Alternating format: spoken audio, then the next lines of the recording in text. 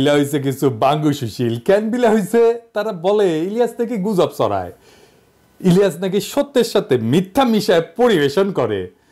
এই বিষয়টা আমরা আজকে বুঝে দেখবো সত্যি সত্যি ইলিয়াস সত্যের সাথে মিথ্যা মিশায় পরিবেশন করে কিনা। তার পাশাপাশি ওই যে যেটা কয় না বিলো দ্য বেল্ট, সেই খেলা শুরু করেছে। কইতেছে ইলিয়াস নাকি মিলিয়ন মিলিয়ন ডলার ইনকাম করে। উরে বাবা, ভিডিওর ভিউ থেকে সোশ্যাল ব্লেড নামে একটা সাইট আছে, উঠে গেলে দেখবেন যে এই কোন সাইট কোন ইউটিউব চ্যানেলের কেমন ইনকাম হবার পারে, হ্যাঁ এটা একটা ধারণা দেওয়ার চেষ্টা করে। ওইটা দেখে বাঙ্গুই লিটাররা ভাবিছে বা এটা চমৎকার জায়গা পেয়েছি তো, বিশাল প্রচুর জ্ঞান আহরণ করিচ্ছি তো। তারপরে উটি থেকে ওগুলো নিয়ে এসে কপি পেস্ট করে ওই জ্ঞান বিলানোর চেষ্টা করে। যারা অনেকদিন থেকে ইউটিউবিং করেন, ইউটিউব করতে করতে বাল পাকায় ফেলছেন, তারা ইলিয়াসের ভিডিও যদি দেখেন তাহলে বুঝতে পারবেন যে ইলিয়াসের ভিডিওর বেশিরভাগ ভিডিওর এই মনিটাইজেশন মানে টাকা আসে না আর কি। এইটা শুধু ইলিয়াস না, সারা দুনিয়া যারা অ্যাক্টিভিজম করে তাদের জন্য এটা একটা বড় সমস্যা।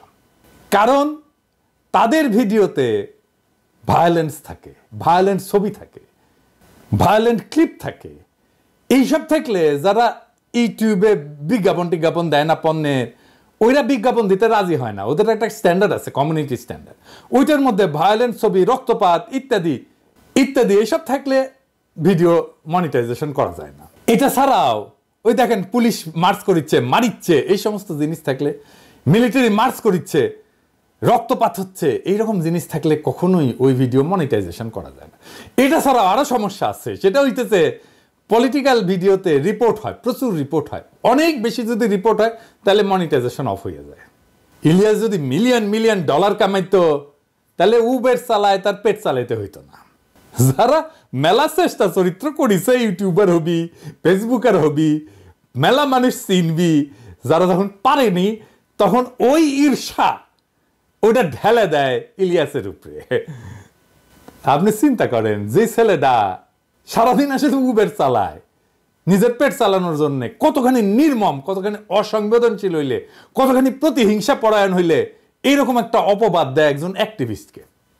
ইলিয়াসের হয়তো সীমাবদ্ধতা আছে, সবারই আছে, আমারও আছে, কিন্তু বাংলাদেশের প্রশ্নে, বাংলাদেশের স্বার্থের প্রশ্নে, বাংলাদেশের জাতীয় স্বার্থের প্রশ্নে ইলিয়াস কখনো কোথাও কাউকে ছাড় দেবে না। ইলিয়াস ব্যক্তিগত লাভের জন্য দেশের স্বার্থকে কোনোদিন বিকায় দেবে না, এটা বিক্রি করবে না। এই জন্যই দেশের মানুষের অকাতর ভালোবাসা পাইছে। দেশের মানুষ না যখন কাউরে ভালোবাসে এমনি এমনি ভালোবাসে না, সে বুঝে যে কারে ভালোবাসা যায় আর কারে যায় না। অবাক ব্যাপার হইতেছে কি, যারা একসময় ইলিয়াসের ভিডিওর প্রশংসা করেছিল এখনই তারা উচ্চ কণ্ঠে সমালোচনা করছে। যাই হোক, আসেন আমরা দেখি ইলিয়াসের ভিডিও নিয়ে কথা বলি। আমি আসলে ভিডিওর কন্টেন্ট নিয়ে কথা বলবো না, আমি দেখব যে এই যে গুজব টুজব বলতেছে, সত্য মিথ্যা মিশানো বলতেছে, ওই বিষয়টাই দেখব। আসলে আমরা আসলে দেখি সত্য কারে বলে।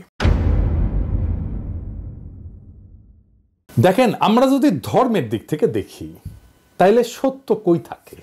সত্য কিন্তু সবসময় খোদাই, ঐশ্বরিক, এটা আদার ওয়ার্ল্ডে থাকে, এটা ঈশ্বরের কাছে থাকে, সৃষ্টিকর্তার কাছে থাকে। আমরা সত্যের নিকটবর্তী হওয়ার চেষ্টা করি। মিডিয়ার কাজ কি সত্য বলা? প্রশ্ন শুনে মনে হইতে পারে হ্যাঁ মিডিয়ার কাজ তো সত্য বলাই। আসেন আমরা একটা ঘটনা দিয়ে এই মিডিয়ার সত্য বলার ঘটনাটা দেখি। ওই যে প্রথম আলোর সামনে যে জিয়াফতের ঘটনা ঘটেছিল না, জিয়াফতের দিন কি করেছিল? পুলিশ পিটাইছিল, তাই না? বিনা উস্কানিতে আলো নিভাই দিয়া সবাই রে পিটায় সরাই দিছিল লাঠিচার্জ কইরা। কিন্তু ওই ঘটনাটা প্রথম আলো কিভাবে লিখলো যারা ওইখানে জিয়াফত করতে গেছিল তারাই বিশৃঙ্খলা করেছে, তাই না? বিশৃঙ্খলা কে করলো? যারা জিয়াফত করতে গেছিল, যারা মাইর খেলো, তারাই নাকি বিশৃঙ্খলা করছিল। স্পষ্ট ভিডিও ফুটেজ আছে, আমি দেখাইছি, আজ আর দেখাইলাম না। দেখেছেন তো, আলো নিভাই দিয়ে খুব শান্ত বিনা উস্কানিতে যে জমায়েত, তার উপরে লাঠিচার্জ শুরু করলো বিনা কারণে। ওইখানে আলো নিভাইছে পুলিশ, কখনো ওখানে আলো নিভানো হয় না। তার মানে পুলিশ জানতো, প্রস্তুতি নিছে যে তা মারবে, তারপরে বিনা উস্কানিতে ঝাঁপায় পড়ছে। শুধু যে ঝাঁপায় পড়ছে তাই না, একজন অ্যাক্টিভিস্টকে ধইরা প্রথম আলো অফিসের মধ্যে ধরে নিয়ে গেছে, ওইখানে বিভৎসভাবে নির্যাতন করছে। প্রথম আলো নিউজে ওইগুলো আছে যে আলো নিভাই দেওয়া হয়েছিল, বিনা উস্কানিতে মারপিট করা হয়েছে। একজনকে প্রথম আলোর অফিসে নিয়ে যায় মারপিট করা হয়েছে? আছে? নাই। তার মানে প্রথম আলো ঘটনার একটা দৃষ্টিকোণ থেকে, তাদের দৃষ্টিকোণ থেকে সংবাদ হিসেবে উপস্থাপন করছে। প্রথম আলোর উল্টা পাশের অংশ যারা, মানে আমরা, তাদের কণ্ঠস্বরকে স্তব্ধ করে দিছে। সত্যটা কি? আমরা যেটা বলছি সেটা, নাকি প্রথম আলো যেটা বলছে সেটা? সম্ভবত এই ঘটনার আরো অনেক দৃষ্টিকোণ আছে, কারণ আমরা দুইটা পক্ষ, প্রথম আলো এবং আমরা। প্রথম আলো একটা পক্ষ, আমরা আর একটা পক্ষ। তাহলে একটা তৃতীয় নিরপেক্ষ বা অন্য আর একটা পক্ষ, আরো 3-4টা পক্ষ থাকতে পারে। সবগুলো দৃষ্টিকোণ কি একটা সংবাদ মাধ্যম প্রকাশ করে? করে না। সে করে তার জন্য যেটা সবচেয়ে সুবিধাজনক সেটা প্রকাশ করে। মিডিয়া যা প্রকাশ করে সেটা ঘটনার প্রতিক্রিয়া প্রকাশ করে, ঘটনা না। আসল ঘটনাকে সে পুনর্নির্মাণ করে, বানায়। সে পুনর্নির্মিত ঘটনাকে একটা ঘটনা হিসাবে প্রচার করে, এবং এই ঘটনার বাইরে যেগুলো, সেগুলো হয়ে যায় গুজব। আমি একটা এক্সাম্পল দিই। মানবতা বিরোধী অপরাধের আদালতে সংবাদপত্রে প্রকাশিত সংবাদকে সাক্ষ্য হিসেবে ধরা হয়েছিল। দুনিয়ার সব সাক্ষ্য আইনকে বুড়া আঙুল দেখায় সংবাদপত্রে প্রকাশিত সংবাদকে সাক্ষ্য হিসেবে ধরা হয়েছিল। আমরা বলছিলাম এইটা হইতে পারে না, এটা অন্যায়, এটা অপরাধ। এইভাবে সংবাদপত্রে প্রকাশিত সংবাদকে সাক্ষ্য হিসেবে ধরা যায় না। সংবাদপত্রে যদি সত্য কথাই লেখা থাকে, তাহলে তাকে সাক্ষ্য হিসেবে ধরতে অসুবিধা কোথায়? অসুবিধা এইখানেই, সংবাদপত্রে সত্য কথা লেখা থাকে না, লেখা থাকে একটা দৃষ্টিকোণ। আসলে ক্ষমতা সংবাদ তৈরি করে, ঘটনাকে পুনর্নির্মাণ করে, তার বয়ানের বাইরে সে যেটা বলতে চায় সেটার বাইরে যেটা, সেটাকে সে গুজব বলে উড়ায় দেয়। সে নিজের বয়ানকে সত্য বলে দাবি করে, আর বয়ানের বাইরে যেটা সেটা হইতেছে গুজব। এবার বুঝছেন তো? আমারও তো বলে গুজববাজ। আমি তো পত্রিকার নিউজ টিউজ রেফারেন্স দেখাই, তারপরেও আমি নাকি গুজব ছড়াই। তার মানে গুজব হইতেছে তার বয়ানের বাইরে যেটা, তার বিশ্বাসের বাইরে যেটা, সেটাই গুজব। কিন্তু ধরেন মিডিয়া যেটা প্রকাশ করে, অথবা যেটাকে তারা গুজব বলে দাবি করে, এটা কিন্তু সত্য বা মিথ্যার বিষয় না। এই দুটেই হইতেছে পারসেপশন। এটাকে বলা যাইতে পারে ধারণা। কোন কোন পারসেপশন, কোন কোন ধারণাকে লোকে বিশ্বাস করে, এটাকে বিশ্বাসযোগ্য বলে মনে করে। এমনকি এইরকম ধারণা যে ক্ষমতার গদিকেও কাঁপায় দিতে পারে। আপনি যেটাকে বিশ্বাসযোগ্য বলে ভাববেন সেটা কিছু পূর্ব শর্ত আছে, সেই পূর্ব শর্তগুলো পুরো হইলে বিশ্বাস পোক্ত হয়। আমি একটা এক্সাম্পল দিই। ধরেন র‍্যাব কইতেছে যে হেলিকপ্টার থেকে গুলি করা হয় নাই, কিন্তু আমরা জানি, আমরা বিশ্বাস করি হেলিকপ্টার থেকে গুলি করা হয়েছে। তার মানে বুঝছেন তো, আমরা যেটা মনে করতেছি এইটা বিশ্বাসযোগ্য। ধরেন গার্মেন্টসের কোনো শ্রমিকের উপরে বা বাসায় কাজের মেয়ে, কাজের ছেলের উপরে যে টর্চার হয়, এই ঘটনাগুলো খুবই বিশ্বাসযোগ্য ঘটনা। 1857 সালে সিপাহী বিপ্লব হয়েছিল, ওইখানে রটনা হয়েছিল যে ওই যে কার্তুজের মধ্যে শূকর আর গরুর চর্বি একসাথে মিশায় দেওয়া হয়েছে, এবং কার্তুজটা মুখ দিয়ে কাটতে হইতো। ওটা একটা বিশ্বাসযোগ্য বিষয় ছিল। এই যে পারসেপশন বা জনতার মধ্যে যে ধারণা, বিশ্বাসযোগ্য ধারণা তৈরি হয়, এইটাকে নিয়ন্ত্রণ করার জন্যই মিডিয়ার জন্ম। মিডিয়া মানেই জনতার পারসেপশন বা ধারণাকে নিয়ন্ত্রণ করা। মিডিয়া মানেই একটা প্রোপাগান্ডার মেশিন। মিডিয়া কোন একটা পারসেপশন বা ধারণাকে সত্য বলে দাবি কইরা রটাইতে থাকে। এখন ক্ষমতার কি দরকার? এই পারসেপশনটাকে কন্ট্রোল করা দরকার তো, কারণ আমরা দেখতেছি যে এই পারসেপশনগুলো ক্ষমতার গদিকেও কাঁপায় দিতে পারে। তাহলে ক্ষমতার যেটা দরকার সেটা হইতেছে কতগুলো ঘটনাকে বানানো হিসাবে, আর কতগুলো বানানোর জিনিসকে ঘটনা হিসেবে রটনা করা। তার মানে সে ঘটনাকে গুজব বলবে এবং বানানো জিনিসকে ঘটনা হিসেবে রটনা করবে। বুঝছেন?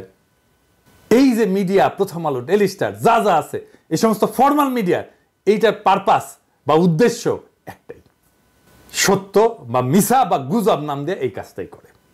তাহলে পাওয়ার বা ক্ষমতা কেন পারসেপশনকে বা ধারণাকে এত ভয় পায়? কারণ পাওয়ার সবসময় ভায়োলেন্ট, এটা সবসময় সহিংস। তো ঘটনা যদি নাও থাকে, বানায় বানায় কইলেও লোকে বিশ্বাস করে প্রায়।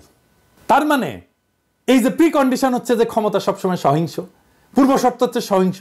তাই সে সহিংসতা যদি নাও করে, যদি কেউ বানাও বলে যে মারছে, এটা পুলিশ আমারে, এটা বিশ্বাস করে ফেলবে মানুষ। মানুষের জ্ঞানের শুরু কই থেকে? আন্দাজ থেকে, অনুমান থেকে। আমরা বিজ্ঞানের ভাষায় বলি হাইপোথিসিস। হাইপোথিসিসকে প্রমাণ করে বা অপ্রমাণ করে জ্ঞান অগ্রসর হয়। মানুষের হুশ, কালচার, তার এলেমের গোড়া হচ্ছে আন্দাজ বা অনুমান। যে আন্দাজ করে না সে বেহুশ। ক্ষমতা আপনার আন্দাজের ক্ষমতাকে নাম দিবে গুজব। কিন্তু আন্দাজ করাটা আপনার হক, আপনার অধিকার। ক্ষমতার দাবরা নিতে হয়তো জাহির করতে পারবেন না আপনার আন্দাজ, কিন্তু আপনার আন্দাজের হক নাই এইটা মনের ভিতরে কখনো মাইনা নেবেন না। গায়ের জোরে হয়তো লাগতে না পেরে পিছিয়ে আসবেন, কিন্তু বেহুশ হইয়েন না কখনো। মনে রাখবেন আন্দাজ করা আপনার হক। ইলিয়াস যা করে সেটা কি গুজব? ইলিয়াস তার যে ভিডিওগুলা করে, এই ভিডিও কোন ক্যাটাগরির ভিডিও বলেন তো, কোন টাইপের? এইটা যারা ইলিয়াসের সমালোচনা করে তারা কি কখনো দেখছে? ইলিয়াস করে এক্সপ্লোরেটরি ডকুমেন্টারি। এক্সপ্লোরেটরি ডকুমেন্টারিটা আসলে কি? আসেন এটা বুঝে দেখি। এক্সপ্লোরেটরি ডকুমেন্টারি শিরোনাম ব্যবহার করা হয় যখন কোনো ডকুমেন্টারি একটা বিষয় অনুসন্ধান করে এবং প্রমাণ সংগ্রহের পাশাপাশি সম্ভাব্য ধারণা বা অনুমান তুলে ধরে। ইলিয়াস এটা লিখে দেয় তার প্রত্যেকটা এপিসোডের সামনে। তার মানে ভিডিওতে সত্য এবং প্রমাণের পাশাপাশি সে অনুমানও তুলে ধরে। তাহলে সমালোচনা কেন? কেন বলা হয় ইলিয়াস গুজব ছড়ায়, সত্যের সাথে মিথ্যা মেশায়? কারণ ইলিয়াস ক্ষমতার বানানো ঘটনাকে পুরা ঘটনা বলে, সত্য ঘটনা বলে মানতে নারাজ। সে বেহুশ হয় নাই, সে তার হুশ ধইরা রাখছে।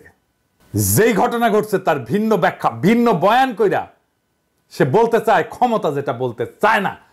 ক্ষমতা যেটা বলতে চায় তার চাইতে ভিন্ন বয়ান ইলিয়াস দেয়। বিলিভেবল বয়ান, বিশ্বাসযোগ্য বয়ান ইলিয়াস দেয়। আসিফ নজরুল ক্ষমতা বানলো, ইলিয়াসের ভিডিওতে বিপর্যস্ত হয়েছে এবং হইতেছে। কারণ ক্ষমতা যে বয়ানটা বিশ্বাস করাইতে চায় সেইটা ধাক্কা খাইছে। সেই জন্য ক্ষমতার আশেপাশে থাকা বা যারা ক্ষমতায় যাইতে চায় তারা ইলিয়াসের উপরে ঝাঁপায় পড়ছে। আরে সর্বনাশ, বিপজ্জনক লোক, এরা তো থামাইতে হবে। আসিফ নজরুল আরো বিপর্যস্ত হবেন, ওয়েট করেন। কারণটা হইতেছে আসিফ নজরুল বিপ্লবোত্তর ক্ষমতাকে সামরিক বেসামরিক এলিটদের হাতে তুলে দিছে।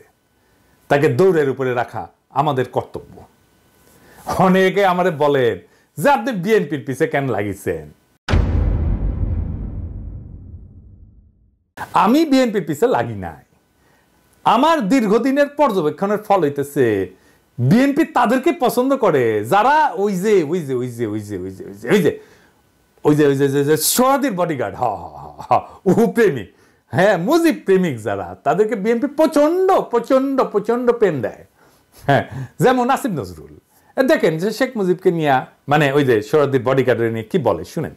এই বই পড়লে মানুষের হতবাক, বিস্মিত, মানে অকল্পনীয় একটা রিয়ালাইজেশন সামনে যাওয়া ছাড়া উপায় নাই। একটা নেতা, এত বড় একটা নেতা বাংলাদেশে জন্ম নিয়েছিল। আমার প্রথম কষ্ট এই বইটা পড়ে যে এত বড় একটা নেতা বাংলাদেশে জন্ম নিয়েছিল, আমরা কোনোদিনও রিয়ালাইজ করতে পারলাম না until the publication of this book. আমি রাজনীতির বই কম পড়ি নাই, বঙ্গবন্ধু নিয়ে যারা লিখেছেন তাদের যে কোনো বইয়ের চেয়ে বঙ্গবন্ধুর নিজের আত্মজীবনী অনেক অনেক বেশি অসাধারণ ইন টার্মস অফ এভরিথিং। সাহিত্যমূল্য বলেন, ইম্পার্শিয়ালিটি বলেন, অবজেক্টিভিটি বলেন, স্টোরি টেলিং ক্যাপাসিটি বলেন। এবং আমি আপনাকে কি বলবো, আমি এই বইটা পড়ে আমার কয়েকবার মনে হয়েছে আমি একটা আর্টিকেল লিখি যে শেখ হাসিনাকে ধন্যবাদ, যিনি এই বইটা আমাদের সামনে হাজির করে দিয়েছেন। দেখেছেন দেখেছেন, আমি তো আর আসিফ নজরুলের মতো মুজিব প্রেমিক হইতে পারবো না, পারবো না। তো রাস্তা আছে তাইলে আমার জন্য তো কোনো রাস্তা নাই যে বিএনপি আমাকে প্রচুর প্রেম দিবে। তার খুঁজতে খুঁজতে খুঁজতে খুঁজতে দেখলাম তো যারা বিএনপি বাম্বু দেয় তাদেরকেও বিএনপি প্রচুর প্রেম দেয়। যেমন ধরেন মতিউর রহমান, দেখেন সে কি বলে এই গ্রেনেড হামলা নিয়ে।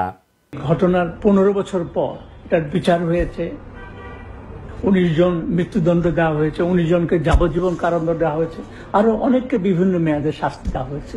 এটার বিচার হওয়া দরকার ছিল, উচিত ছিল, সেটা হয়েছে। সেটাতে আমরা সন্তোষ প্রকাশ করি।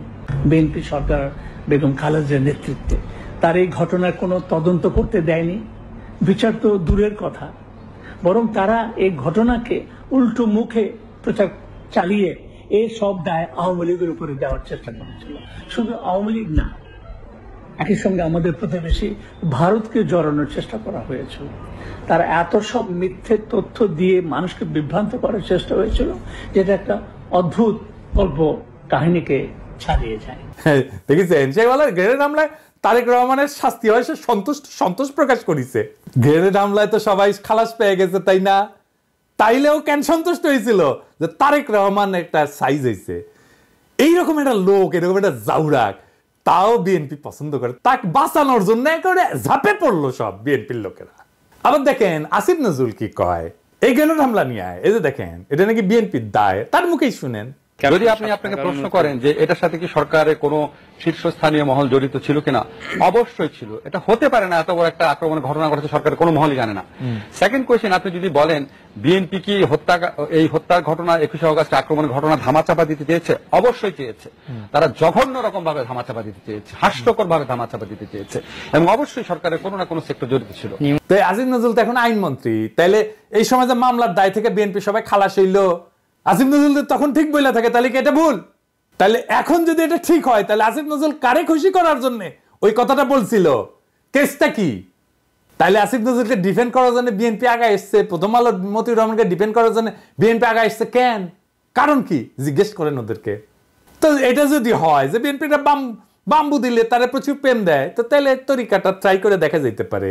হ্যাঁ, যদি এটা শুনিয়ে বিএনপি আমাকে একটু প্রেম টেম দেয়, হ্যাঁ, কারণ আমি তো ওই যে গানটা আছে না, ওই যে একটা গান আছে না, ওই যে আমি তোমারই প্রেম ভিখারি ভালোবেসে ঠাই দিও পরাণে গো, ভালোবেসে ঠাই দিও পরাণে।